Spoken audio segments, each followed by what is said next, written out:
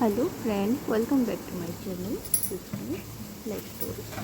আজ বানিয়েছিলাম ইলিশ মাছের ভাপা। রবিবার ছিল, এর জন্য একটি স্পেশাল রান্নাবান্না তো হবেই। ফার্স্টে আমি কাঁচা লঙ্কা, আদা আর পেঁয়াজটাকে বেটে নেব। একটু ভালো করে একটু পেস্ট করতে হবে।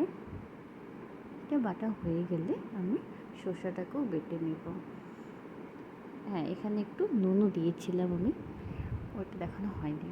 এটা বাটা হয়ে গেলে একটা বাটিতে আমি ইলিশ মাছগুলো নিয়ে নিব।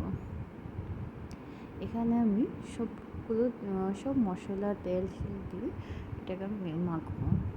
ফার্স্টে আমি মশলাটা দিয়ে দিলাম, তারপর দিয়ে দেব আমি লবণ 1 চামচ, আর 1 চামচ মতো, 1 চামচ একটু কম হলুদ গুঁড়ো।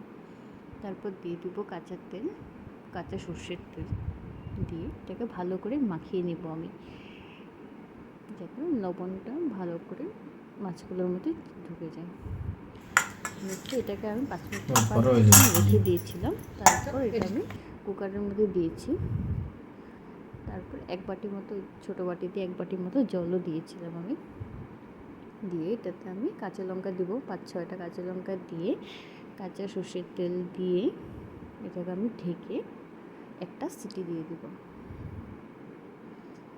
এটা কড়াইতেও বানাতে পারতাম, কিন্তু কুকারে বানালে একটু ভালোই হয়, টাইমটা বেঁচে যায়। তো হয়ে গেল। এটাকে আমি একটা বাটির মধ্যে নামিয়ে নিব। নামিয়ে কাঁচা সর্ষের তেলটা দিয়ে দিব, দিয়ে এটাকে আমি ঢেকে রাখবো। ভালো লাগলে সাবস্ক্রাইব করে দিও। Thank you.